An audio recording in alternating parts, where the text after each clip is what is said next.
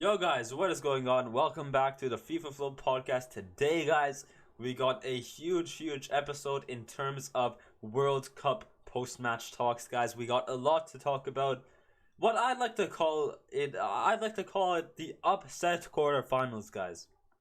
Maybe not the upset quarterfinal.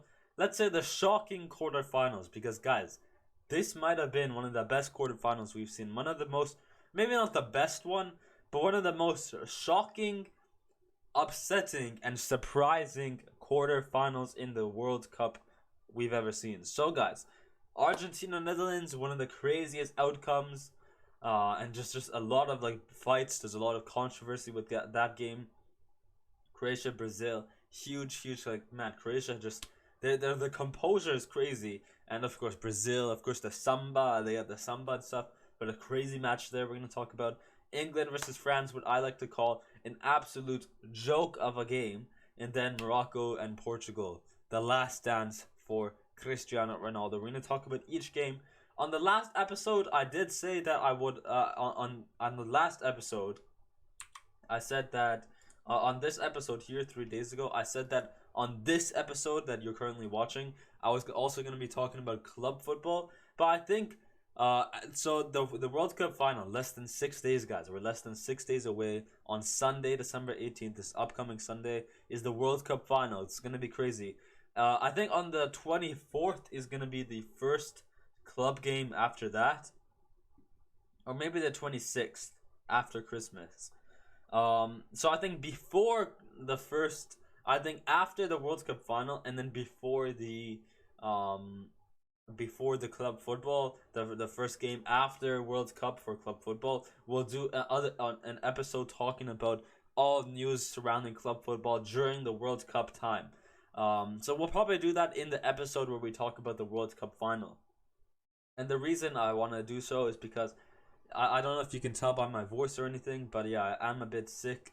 Not sick, but I just have a bit of sore throat and runny nose. And talking about runny nose, let me just like blow my nose real quick. Sorry about that.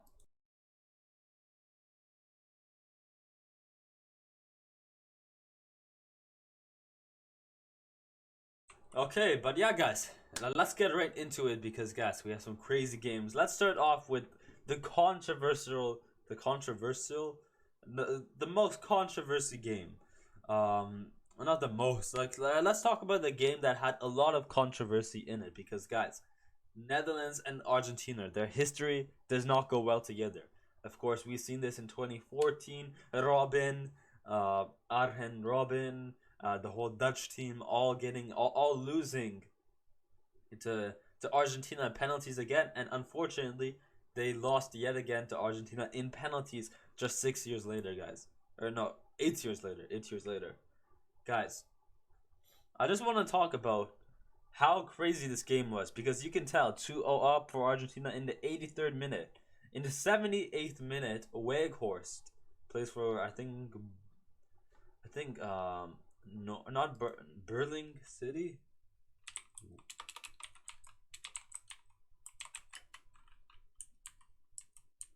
Weghorst. Who does he play for?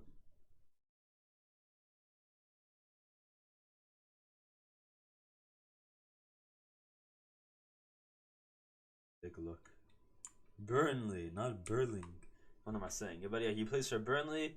I think he's on loan to Besiktas apparently. But yeah, Weghorst getting subbed on in the 78th minute, guys, and then he goes on to make a comeback for Netherlands and scores 2 goals in the last minute of the game as well. We're gonna talk about the goals, but before we talk about each goal, let's talk about the team as well. Argentina, I think overall, Argentina were the better team. So even like I know there's a lot of Dutch like on the internet, a lot of Dutch people, they're very upset and mad at Argentina. They're saying, "Oh, they play dirty football." In my opinion, I mean, I'm a neutral. Maybe there's more behind it about like what is going on, but personally, from what I've seen, I think that Netherlands were the dirtier team. I think both teams are dirty, but even if they weren't dirty and stuff, even if it was a fair game, Argentina were the stronger team for the most part of the game. For the first half, guys. Now let's get into the goals, guys. In the first half, like Messi, Argentina, they had some beautiful chances they could have scored. Argentina, of course, this first goal, this pass from Lionel Messi was like this was a majestic pass because you have Messi here dribbling on the ball past De Jong, gets it like, and Ake and Van Dijk, they're kind of very close together, trying to block a run. It's this Monila fullback guy who makes the good run, and it's Messi who just barely gets it in between them, like a good through ball, and then Monila just getting the touch on it, they get it past the Netherlands keeper. So beautiful, beautiful goal there. And then yeah, we go on. As I said, I think Argentina, even like Argentina overall, they had the better half. They played better as a team. I mean, Netherlands, they had a few chances as well. Don't get me wrong. What's his name? Berghuis. Yes, it's a Berghuis. Berghuis, he did really good. Of course, Gakpo, Depay, all of these guys doing really good. But I think for the most part, it was Argentina who had more chances and more better chances on target. If we take a look at stats here as well, 14 shots versus 6, 5 shots on target versus 2. So really, really good from Argentina here. As I said, like they really did a better job in the offensive side of the game. Now, guys, yeah, penalty was given in the 73rd minute from Dumfries, I believe. I should just give me a moment. So let me just blow my nose yet again.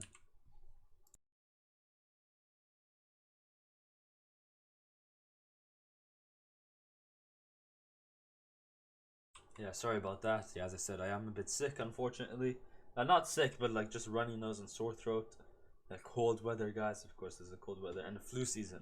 But going back to the game, yeah, penalty was given. Of course, Lionel Messi doing the Messi stuff. And of course, he goes ahead and scores the penalty. So beautiful, beautiful goal there. And then, of course, you already know what Messi had to do. He had to do the Riquelme celebration against his one and only rivalry, Van Gaal, guys. Now, if you guys don't know, Van Gaal, the Netherlands coach, of course, with Argentina, they have a lot of. Actually, give me one more moment.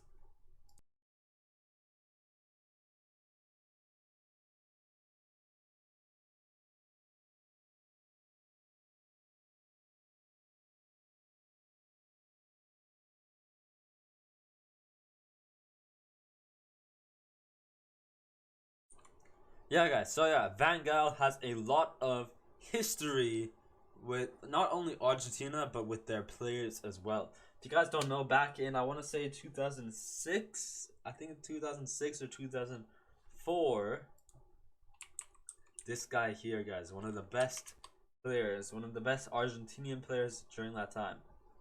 Riquelme, guys, Riquelme. So when was it? Barcelona. Oh yeah, 2002. So even earlier than I thought. So in 2002, you got, yes, in 2002, Riquelme went to Barcelona. Actually, let's just check something. Van Gaal. Luis Van Gaal. When did he coach Barcelona? Okay, so for the season he was there. So Van Gaal and what's his name? And Riquelme, guys, did not go well together. And I think it was something because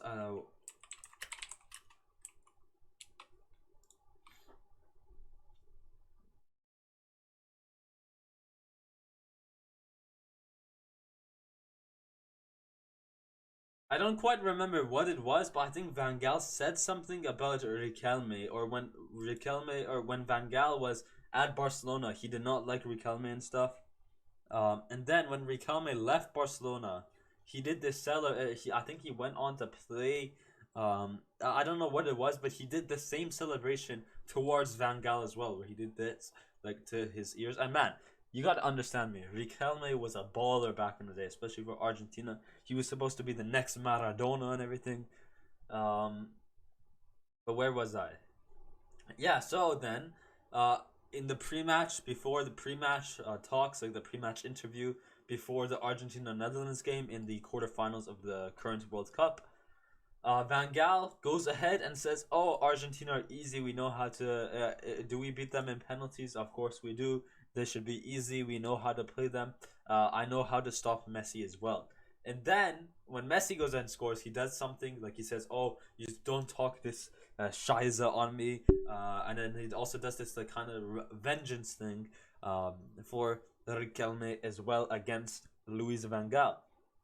So yeah, that was just one part of it. I think overall, even the Netherlands like players, some of them were kind of like against like in especially in the penalties, but we'll get there soon.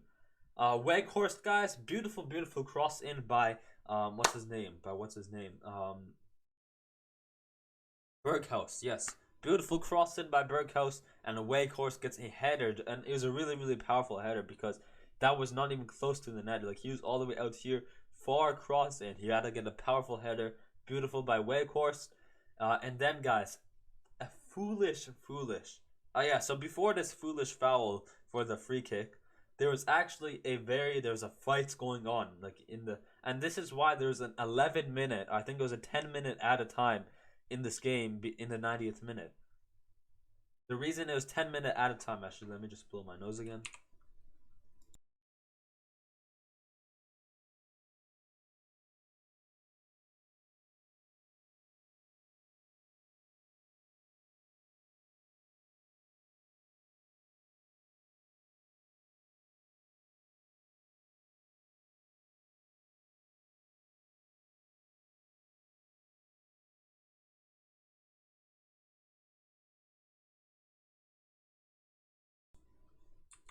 But yeah, guys, yeah, so this fight, what happened, I think it was, who's the number 3?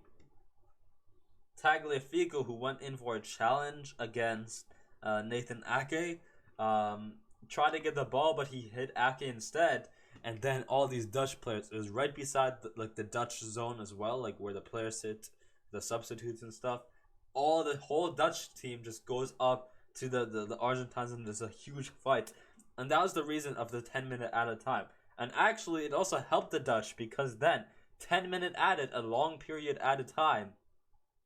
And then I think it was Otamendi who does a foolish foul, who just goes too much, like pushes. I think he pushed Weghorst.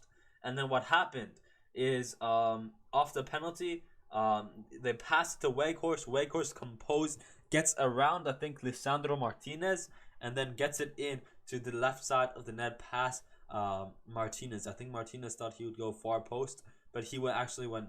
Or I thought he would go near post, but he actually went far post to the left side because he had to get around the player, and then so he thought, oh, that's too hard to get around the player. That place is blocked. Martinez gonna go to the right.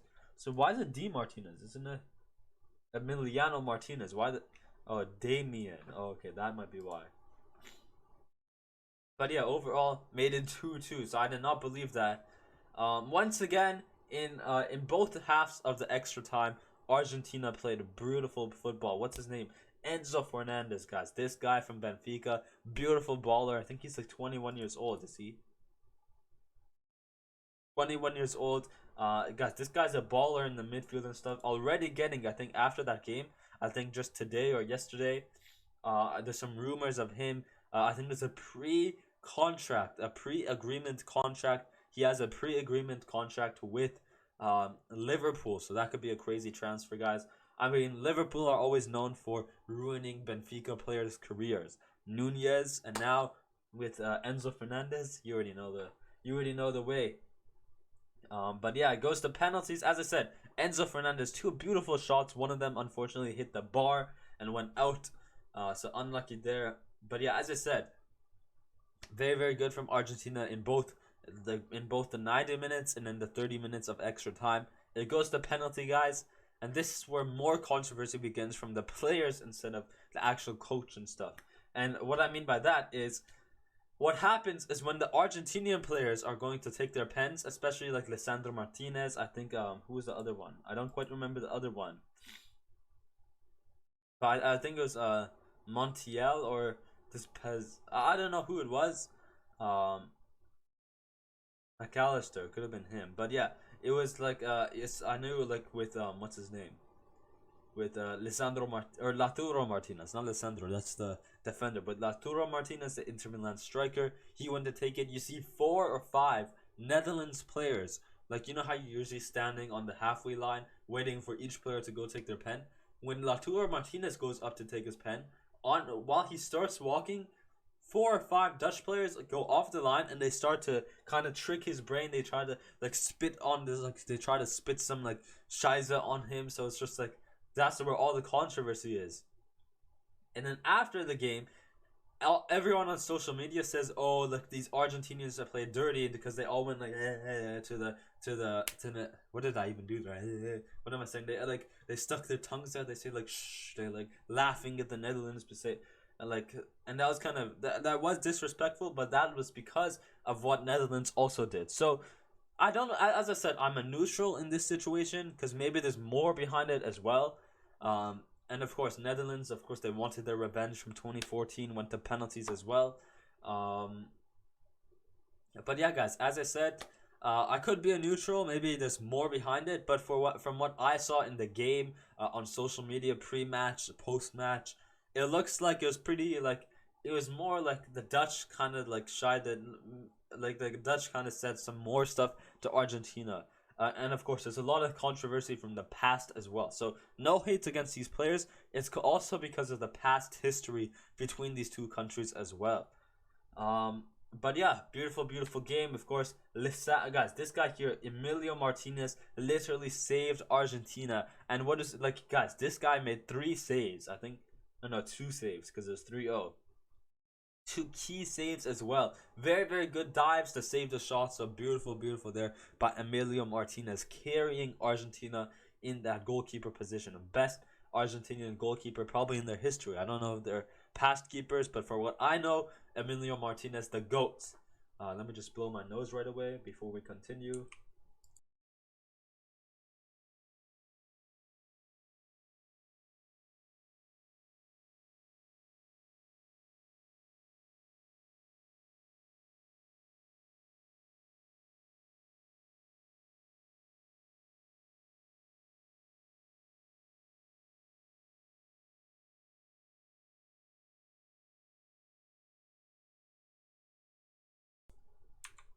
But yeah, we move, guys. So yeah, as I said, yeah, crazy there, Emilio Martinez. What I also found really fascinating is after Argentina won, everyone is going to this left side to go celebrate. Martinez is of course on this side, like because like Argentina took the last penalty, so the Dutch keeper is in net. So Martinez has to go like out the pitch over here. And then this after Lautaro Martinez scores, he goes away from Martinez because Martinez is on this side. He goes to this side. It might have been because the Argentina fans were on this side of the stadium. All the Argentinian, like the whole team and stuff, go to this side to celebrate, and then it's only Messi who goes to Emilio Martinez to like talk to him, say, "Oh, great keeper" and stuff. So that was just really, really like kind and like just like really nice from Messi. It's like that was a Messi type thing. It's like you get what I mean. It's kind. He cared about Martinez, the passion, of course. As I said, great game. So as I said, as I said before, I just said as I said like 4 times. But yeah, like I said before in the start of the video, I called this quarterfinal the shocker quarterfinal, and this is the first of the 4 shockers. So yeah, crazy game, crazy game. Let's go on to the next game, guys. Yeah.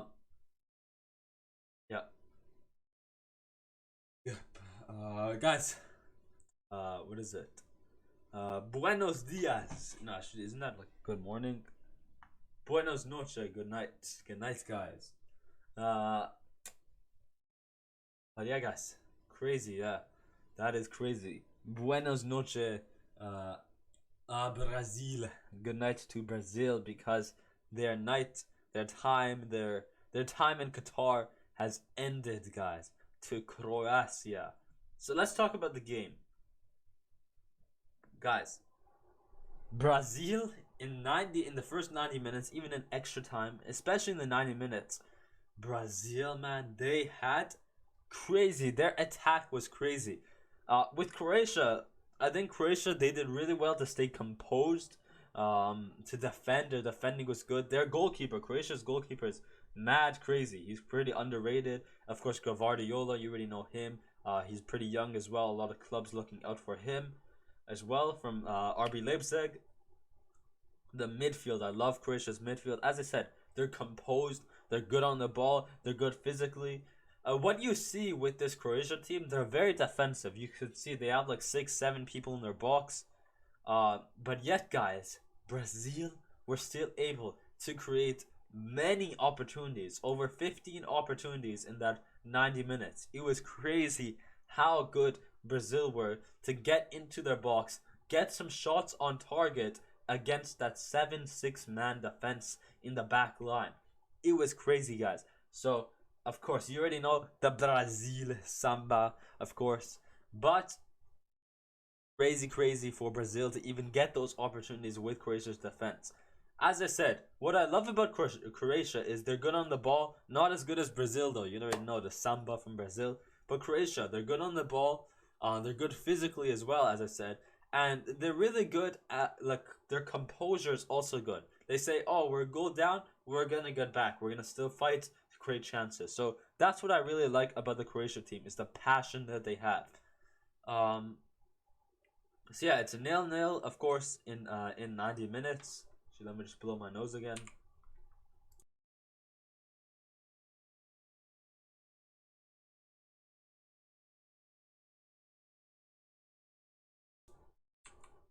But yeah, guys, it's a 0-0 in 90 minutes. It goes to extra time. Yet again, Brazil making creative and brilliant opportunities on shots on target, getting some good 5-6 more in extra time. And then in the 105th minute, it's Neymar, guys. He gets it like this run. He does like a 1-2. Who was it with? Richarlison. No, not Richarlison. He got subbed off. I don't know what it was, but he does like a 1-2. Gets in between,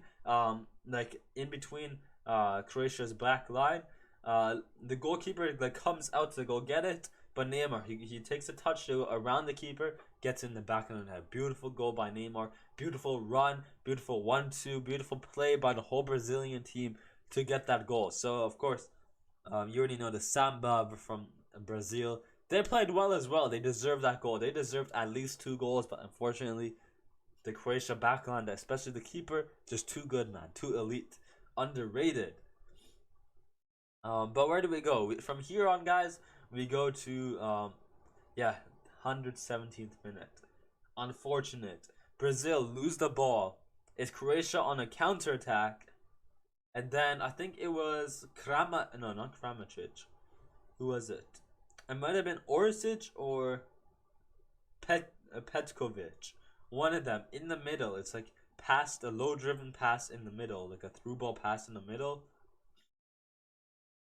Perisic, he's on the run on the counter-attack. Goes to the middle. He takes a one-time shot. It's Marquinhos. He tries to stretch his legs. It deflects off of him, and it goes to the right of Alisson. And the reason Alisson didn't save that is because if Marquinhos had not blocked that shot, it would have gone straight into Alisson's hands.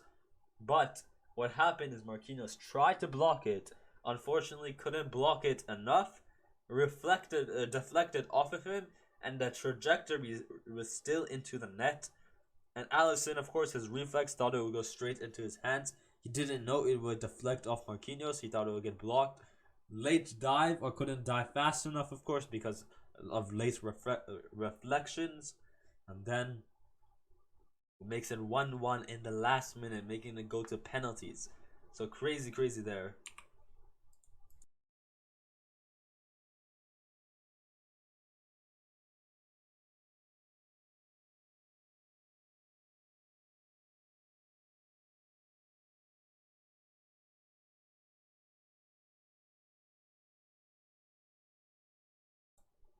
Yeah, sorry about that, guys. But yeah, guys. It makes it go to penalties. So crazy there from Croatia. As I said, the composure was key. And then, guys, it's Levakovic who saves. How do you say this, guys? Levakovic. The itch. Yet again, the itch. Levakovic who saves Brazil. Saves 2 of their goals. But actually, technically, he saved 1 of them. Croatia, of course, banging all 4 past Alisson. Allison, he's just not really that good at penalties. But the Croatian keeper saving the first penalty by Rodrigo, and then it's 4-2. All Brazil had to do was score one more goal. There was still one more after, so Croatia had to miss that, and Brazil had to score the last one, even if it went to the last goal. But then it was 4-2. Brazil went up for their fourth shot. Yet again, Marquinhos at it again, goes and takes the penalty, hits the post, and that is when Brazil, the whole world in shock, and Brazil were out. I mean, guys, the PSG this tournament, we had some crazy players, of course. Lionel Messi, and Neymarzito, Achraf Hakimi, of course. He's having a killer time with Morocco. First African team in the semi-final. Not just like them getting to the semi-final. He's been one of their key players. We'll talk about them soon. Like 2 more games, and then we'll get to them. And then Mbappe as well, man, for France, of course, currently the best player in the world. But guys, for Morocco, or for on the PSG has also had some bad players. Pablo Sarabia and Carlos Soler missing their penalties against Morocco in the round of 16 in the penalties, which got them knocked out. And then Marquinhos, the deflection, which got them a draw to go to penalties, and then missing that penalty, hitting the post. So very, very terrible. Guys, this is not the first time we've seen Marquinhos do something like this as well. He's done it many times for PSG as well. We've seen this in the round of 16 in the UCL last season. He did something very similar to this as well. So it's not something new we've seen from Marquinhos. Yes, he's still a world-class player, but stuff like this make him look very, very shy and very, very stupid and dumb. And like, just not dumb, but like very very not, like, very, what I'm trying to say, very not world class, very like not very skillful. You get what I mean? Not really, like, yeah, I guess not really skillful is what I'm trying to say here. So stuff like that, Marquinhos added again. Like, it's not something new we've seen. It's like he's done this before. But when it comes to Brazil, man, you got to be more aware. When it comes to the World Cup as well, you got to be more aware. But at the same time, shout out to Croatia. Fair play, Croatia. They were the runners-up in 2018 against France, got second place. And yet again, going back-to-back semi-finals. So, honestly, a lot of people saying Croatia are the underdogs and stuff. Man, Croatia are not the underdogs. They go World Cup World Cup final runner-ups last year, or in the last World Cup in 2018, Russia. Semi-finals yet again, and yet people are calling them runners-up or underdogs. So what are you guys saying? Like, Morocco are the underdogs, not Croatia. So, like, Brazil didn't lose to a big team. They lost to Brazil didn't lose to a small team. Croatia are a good team. They are a big team. They were the runners-up, and yet again they've done it again, going to the semi-finals. So fair play to Croatia. Yeah, let me just blow my nose yet again.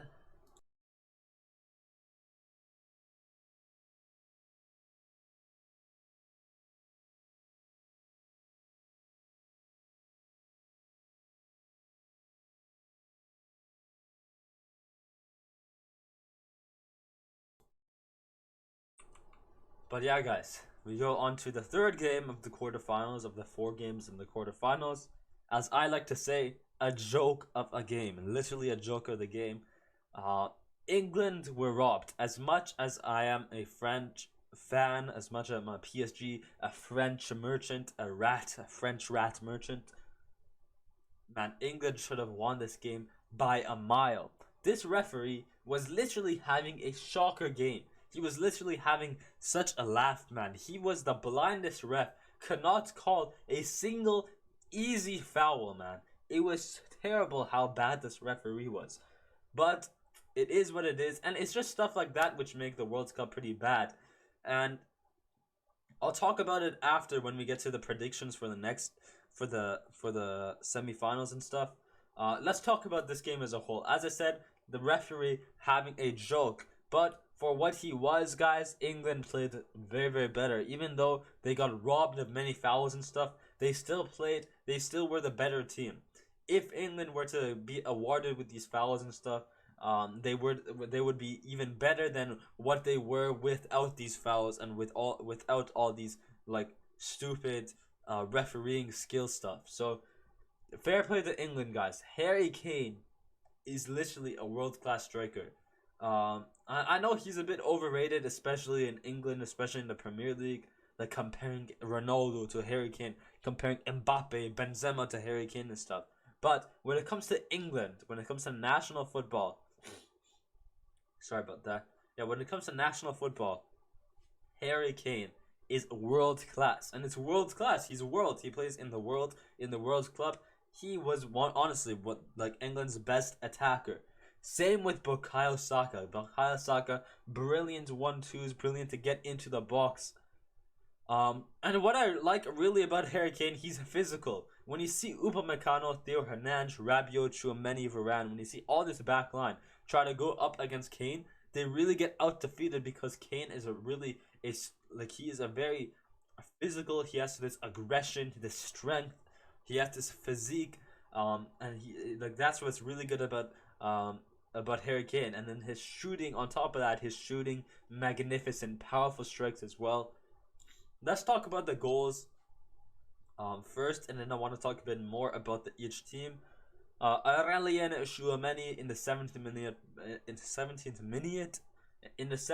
minute, beautiful goal by Aurelien Tchouaméni, guys. Outside the box, banger goal. Wrong net. Outside the box, banger goal. I did not expect that to go in. I did not expect him to even take that shot, but he had the room in the middle. And he took that shot. Olivier Giroud and then in the 58th minute in the second half, Tchouaméni, who scored the goal.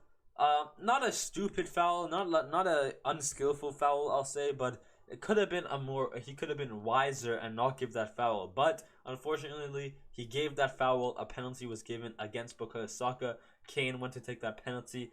It was Kane, Harry Kane, Spurs player, versus Hugo Lloris, Spurs player. So surely Spurs, and they do know each other. But Hugo Lloris went to his left. Harry Kane went to Lloris's right. Banger shot as well. Even if Lloris went to that right side, I guarantee you, Harry Kane that ball would have still went into the back of the net. It literally almost ripped the net. That's how powerful it was. But yeah, that was the second goal, making it 1-1.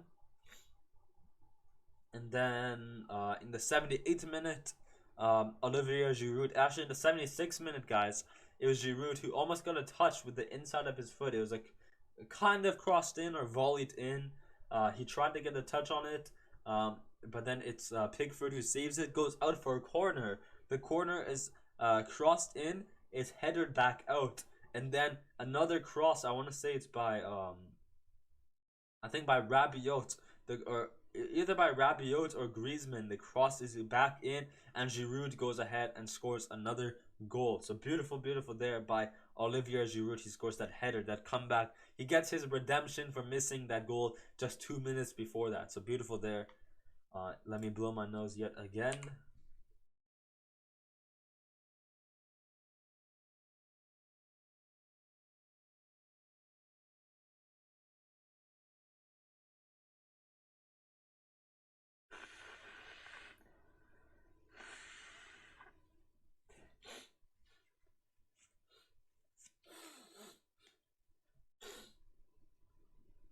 Oh my days, I forgot to mute. Sorry about that. That might have sounded disgusting, man. That probably sounded disgusting, dude.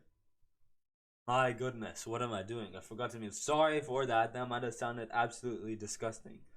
I beg my pardon.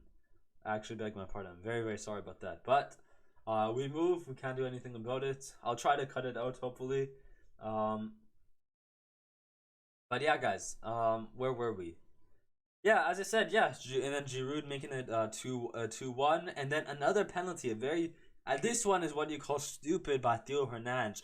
Unnecessary, stupid defending foul by Theo Hernandez, number 22, Theo Hernandez, a replacement for his brother Lucas Hernandez, actually, who got injured on the first game of the tournament. As I said, very stupid foul by Theo Hernandez on Payson Pount, the actual number 10, who does not know how to create a single opportunity.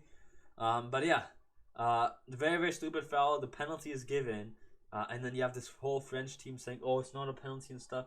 Even then, when the penalty was given, a clear foul, the ref it took some while for the ref to like make a decision because all the England team was complaining. Too many complaints. He had to check VAR to even see it was a penalty, guys. Couldn't be a clearer penalty. Like for some of the fouls that weren't called before, I could kind of agree that like, oh, like it was a very tight call. But for this one, it was a clear penalty, man. And like I don't know what this ref was. That's why I said this ref was having a joke of a game. But yeah, a penalty was given. The French team say, oh, it's not a penalty and stuff. When they know they're lying and stuff. And Mbappe saying, oh, that's not a penalty like 5 times. And then Harry Kane and Lloris, Spurs versus Spurs, at it again. So, Lloris this time going to the right. Same with Harry Kane going to the right. But although if Harry Kane going to the right side here as well, yes, he hit it to the right. And yes, Lloris dived to the right. But he hit it just a bit too high. I think he was looking at the moon. I think the gravity of the moon pulled the ball. Man, that was one of the shiziest penalties I've seen. And I think Harry Kane really wanted to do the same thing. He went more for power rather than accuracy. And that's where he messed up. That's where it messed up England. So let me just blow my nose yet again one more time. And then we'll talk about each team individually.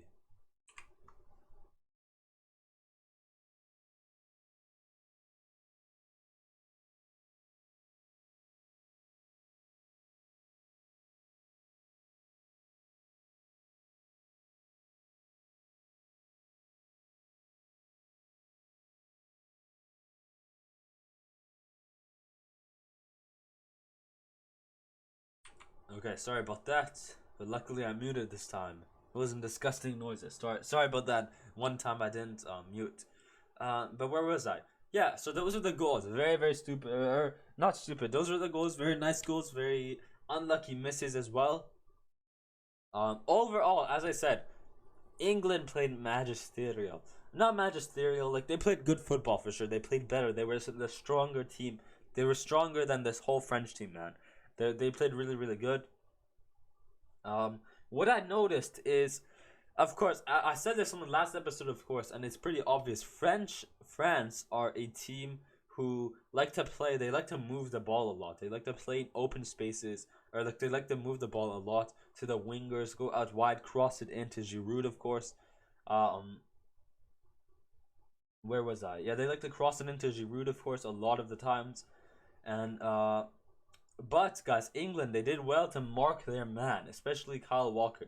Every time Kylian Mbappe got the ball, you just see Walker, Henderson, Stones, Declan Rice, all 4 players just gather up on Mbappe. And like in that Tchouaméni goal, the same exact thing happened. Mbappe had the ball. These 4 players, Walker, Henderson, Declan Rice, John Stones, they all try to... Oh, sorry about that. They all try to go mark Kylian Mbappe, which leaves an open space in this midfield where Tchouaméni was. The ball was played over to the other side, or Mbappe tried to cross it in like before these 4 players came.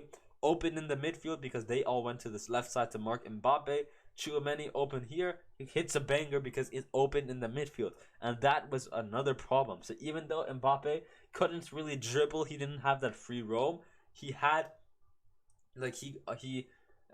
he created he was so good that England had to mark him, and then it left open space for the rest of the French team. So he created open space for his teammates. Of course, guys, we've seen it yet again, or not yet again. We've seen it for the first time ever. Kyle Walker versus Kylian Mbappe race, and guys, Mbappe beat Walker. Mbappe he ended Kyle Walker's career, guys. That's how crazy he was. His pace is inevitable. Like, man, Mbappe just the best player in the world. Yeah, this guy's actually crazy. Where was I though? Yeah, as I said, yeah, Mbappe, unfortunately, he wasn't able to really dribble like he wants. He didn't really have that free roll opportunity because of Kyle Walker having that defensive duty. Yes, Kyle Walker, he's really good offensively. He likes to go up a lot as well, but his duty this game was to stay back and especially mark Mbappe, and he did a really good job at that. But even with Mbappe being marked really good, not having that free roll that he really likes to do, he was still able to chip it over, get some touches, small touches, do his dribbles, small dribbles around these players and get it away. and it didn't really stop Mbappe. It stopped him from doing his free roll. It didn't stop him by creating chances, still passing it to his teammates into the midfield. It did not stop Mbappe from doing that. So, yeah, I just wanted to note that as well. Overall, I don't know what else I really need to say here. Robbery for England, but it unfortunately it's not coming home. Back to back for France? Question mark. We'll talk about that soon. Where is it? Who messaged me? Because I got a.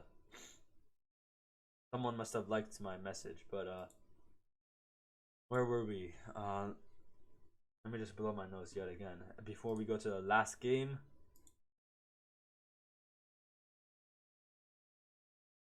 Last game of the quarterfinals, guys. Rest in peace. While I blow my nose, let's just get a rest in peace for Portugal.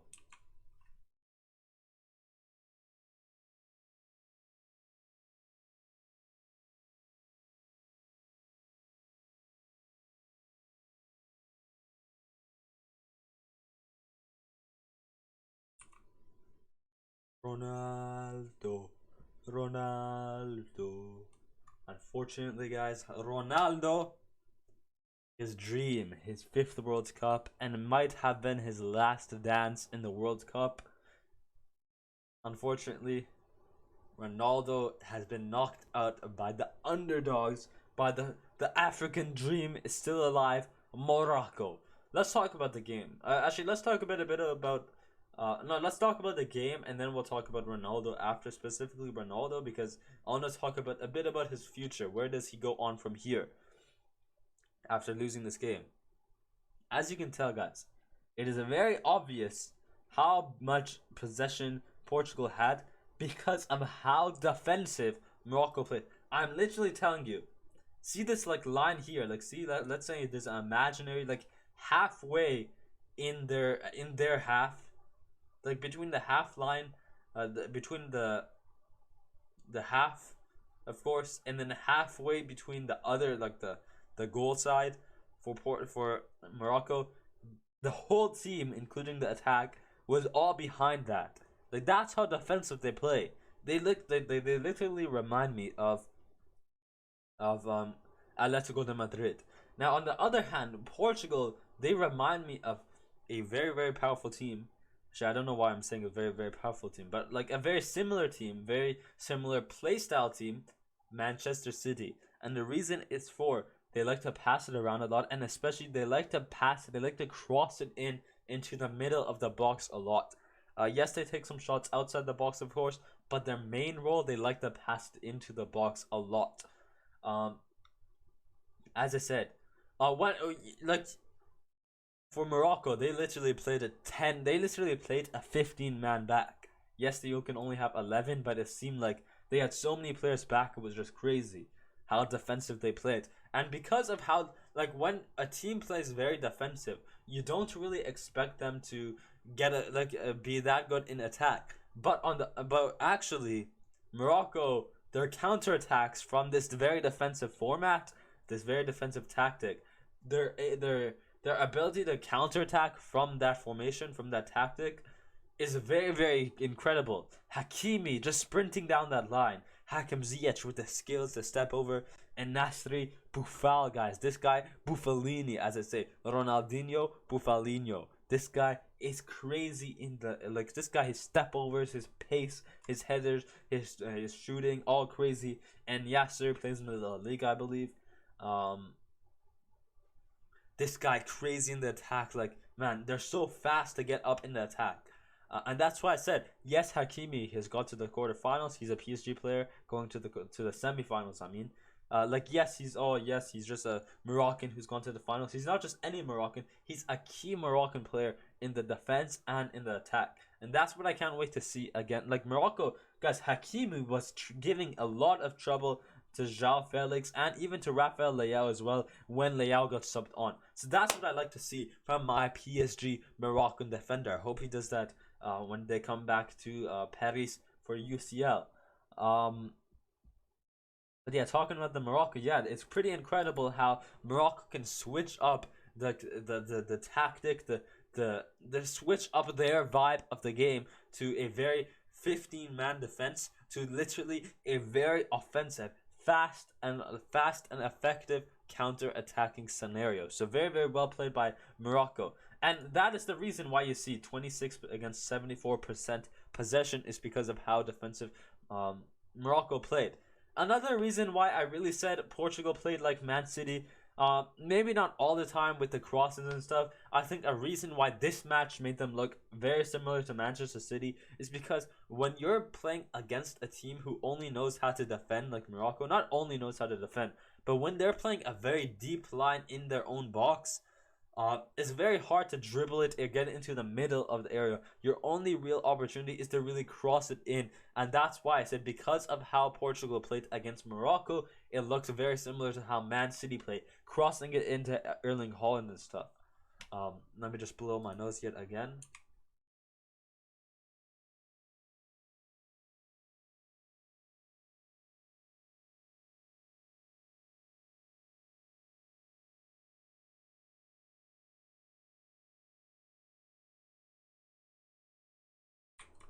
Oh my, feels much better. You know when you like blow your nose, it feels good. But yeah, that might sound weird. But where are we?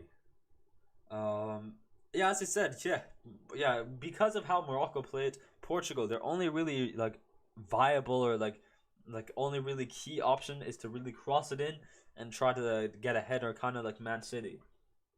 Guys, it was really stupid from Fernando Santos. Here, is that his name? Is that Fernando? Yeah, Fernando Santos to start Ronaldo and João Cancelo on the bench. If you had João Cancelo starting, he would be giving the best crosses into the box. If you had Ronaldo starting, you'd be getting the best headers, guys.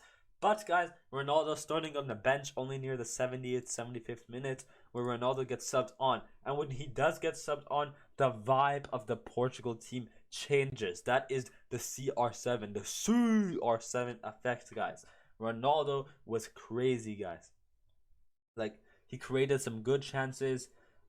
Like off of corners, he did like João Felix passed it to Ronaldo in the middle of the box. Like it was a short corner, passed it to Ronaldo in the middle, in the top of the box here. Back to João Felix, and João Felix, unfortunately, like a beautiful save by Bonu, but a great cross, like a great shot by João Felix, a good curve. If that curl went in, one of the best shots of the tournament for sure. But unfortunately, or like brilliantly, it was also saved by Bonu. But yeah, yeah, nothing really much to say here other than the stupid tactics. Like, why are you starting Ronaldo and João Cancelo on the bench? That's pretty messed up. But guys, yeah, unfortunately, Portugal's run has come to an end. Morocco made history, the first African team to make it to the semi-finals of the World Cup, and that is actually crazy, guys. That is actually crazy. I'm very, very happy for the underdogs. I mean, even if you had started Ronaldo like in the beginning and João Cancelo in the beginning of the game, do I see Portugal winning? I could see Portugal possibly scoring a goal and something, maybe going to penalties and stuff. I think if Portugal had scored a goal, definitely Morocco would play more offensive as well, and then maybe they get a second goal, making it 2-1. So at the end of the day, I think Morocco played pretty fair. Portugal did their best. They couldn't really do anything against that 15-man defense, as I like to say. That deep, like they played really deep in their half. But at the end of the day, yeah, fair play to Morocco, first making history, first African team in the semi-finals. And yeah, I wanna, before we go on to the predictions, I don't want to make it too long for this video. I'm gonna end it soon. But yeah, for what I want to say for Ronaldo, what is this affect on Ronaldo's future? 5 World Cups, no final for Ronaldo. Unfortunately, his run has ended here. This has been one of the worst years for Ronaldo. Has lost a child, terminated a contract from Man United, and now has lost in the Portugal. He unfortunately no final for Ronaldo, no World Cup. It could be his last World Cup he's played in, and unfortunately he will not be winning one if it is his last World Cup. He will not have a chance to win one if it was his last World Cup. Unless he goes to 41 and tries at 41 years old, then you never know. But or 42. because I think he's like 37 or 38 years old. But yeah, guys, where was I? Um, yeah, I don't really know. Where does this go for Ronaldo? It's very, very sad seeing Ronaldo. As someone, as a PSG fan, as a French fan, as someone who likes Messi more for sure. I like Messi way more. Not way more, but I have a lot of respect. Both of them are GOATs, of course. But uh, for someone who likes Messi more and still respects Ronaldo, it's very sad seeing Ronaldo. His crying and everything. That was sad, man. It made me want to cry as well. But where was I? Where was I? Yeah, what does this lead? Like, what does this? Where does Ronaldo go on from here? Lost in the World Cup, so he's very, very sad now. Of course, terminated contract. Is this really how he ends his career? The GOAT's career. I mean, really, like, when you are a big player, like, you don't really have the best endings anyway. You see this with R9, Ronaldinho and stuff, but this is terrible, man. This is actually terrible. Getting knocked out by Morocco, being on the bench, losing a child, not being respected by the Manchester United like staff and stuff, like the directors, the coach and stuff, being on the bench like all season. No club either, so he has to find a club in January. Otherwise, like, it might be retirement. It could be retirement. So it's very, very sad. That could have been his last game of his career. We won't know. We have to wait until the January transfer window and see what he does. Does a big club go after him? Does he go to the MLS? Does he go to the Saudi? It's gonna be interesting to see what happens. But yeah, guys, crazy there. As I said, the shocking quarterfinals, as I like to call it, because through 4 crazy games. Tomorrow, Argentina, Croatia. Prediction there, I'm gonna say Argentina win. As I said, I won't be surprised if Croatia do really good. I could see guys. It's pretty hilarious how you say I'm about to say something yet again. Croatia, round of 16 goes to penalties. Quarterfinals goes to penalties. I'm gonna be honest. I could see this Argentina Croatia game going to penalties as well. I could really see that going to penalties and Argentina winning again. Well, not again, but like again because they went to penalties in their last game as well.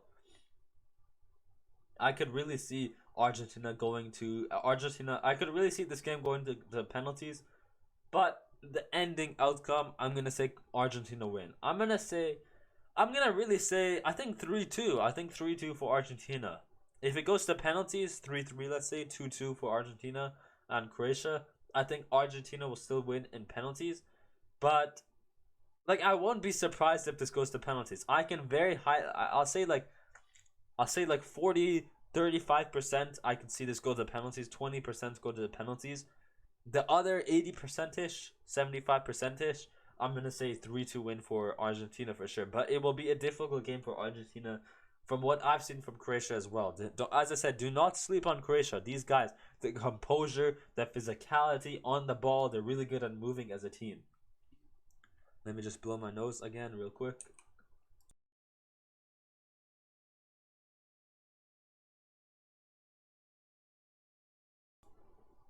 But yeah, guys, that is my prediction there. 3-2 for Croatia, or penalties and Argentina, or 3-2 for Argentina, or a very likely chance to go yet a third penalty for Croatia in these knockout stages, where they finally get knocked out in the penalties.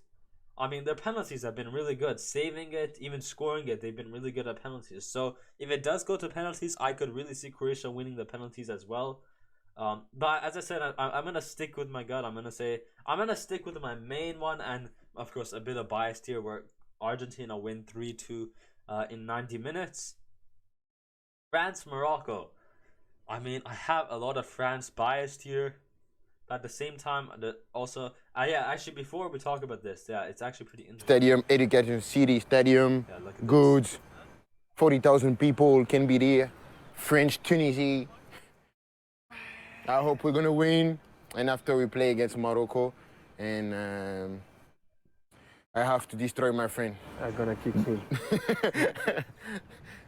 That will break my heart a little bit, but you know the football. It is what it is. It is what it is.